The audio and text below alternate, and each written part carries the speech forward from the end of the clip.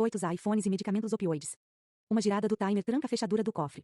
Depois que o timer é acionado, não dá para abrir a fechadura até a hora marcada. O autocomprometimento físico agora está disponível em sua farmácia local. Em vez de trancar nossas drogas em uma gaveta, temos a opção de impor fechaduras no nível celular. O medicamento naltrexona, usado para o tratamento do alcoolismo e da dependência de opioide, também está sendo usado para uma variedade de outras dependências, de jogos de azar, comida e compras em excesso.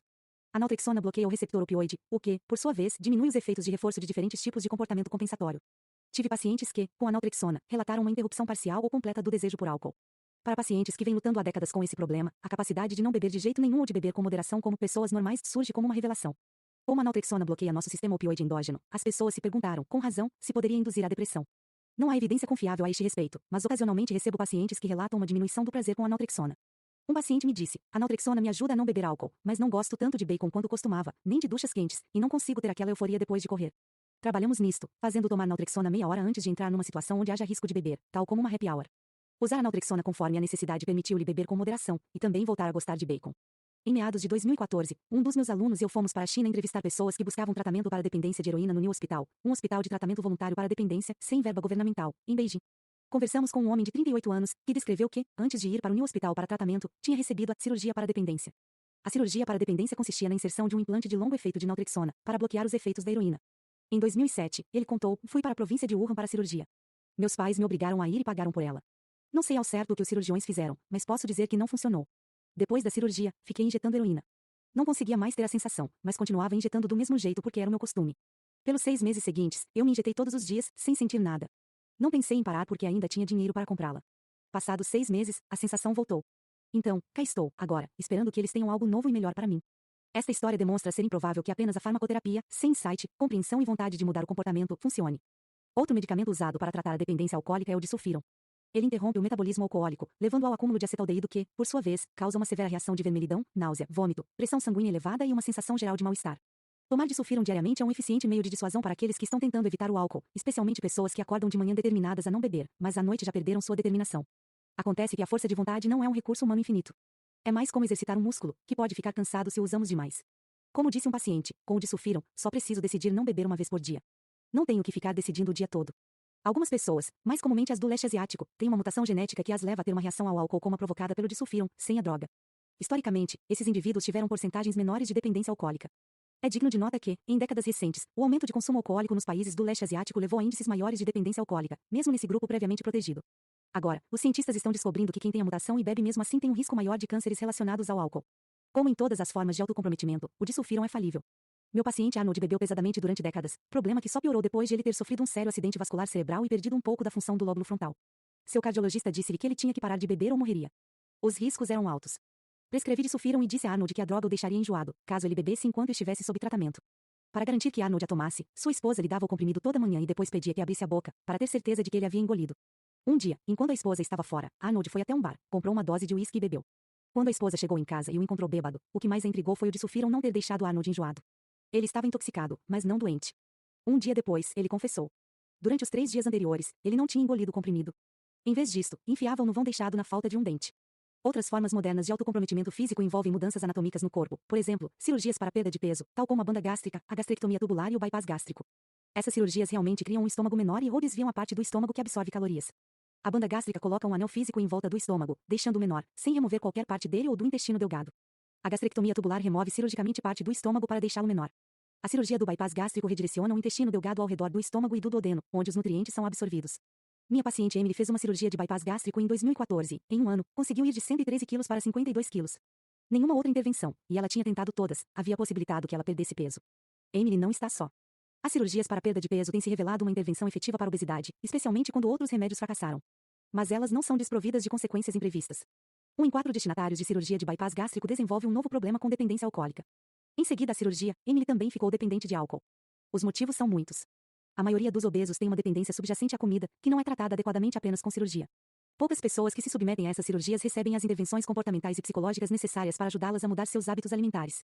Sendo assim, muitas delas voltam a comer de maneira não saudável, expandem seus estômagos agora menores e acabam com complicações médicas e a necessidade de repetidas cirurgias.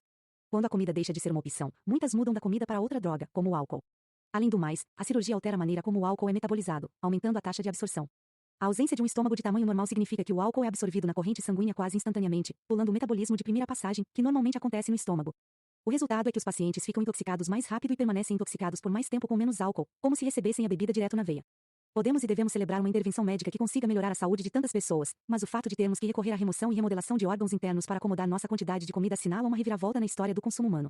De cofres que limitam nosso acesso a medicamentos que bloqueiam nossos receptores de opioides a cirurgias que encolhem nosso estômago, o autocomprometimento físico está por toda parte na vida moderna, ilustrando nossa crescente necessidade de brecar a dopamina.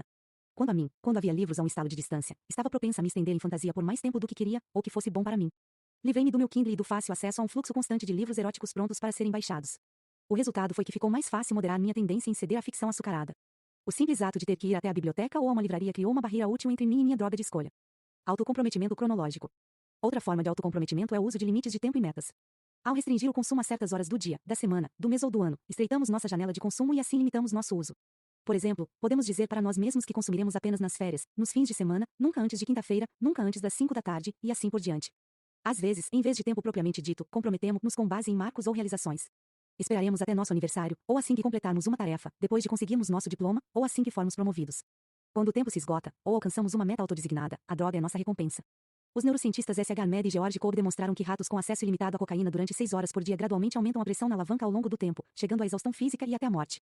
Um aumento na autoadministração, sob condições ampliadas de acesso, 6 horas, também foi observado com metanfetamina, nicotina, heroína e álcool. No entanto, ratos com acesso à cocaína apenas 1 hora por dia usam quantidades regulares da droga por muitos dias consecutivos. Ou seja, eles não pressionam a alavanca para obter mais droga por unidade de tempo, a cada dia consecutivo. Este estudo sugere que, ao restringir o consumo de droga a uma janela estreita de tempo, podemos conseguir moderar nosso uso e evitar o consumo compulsivo e ascendente que advém com o acesso ilimitado.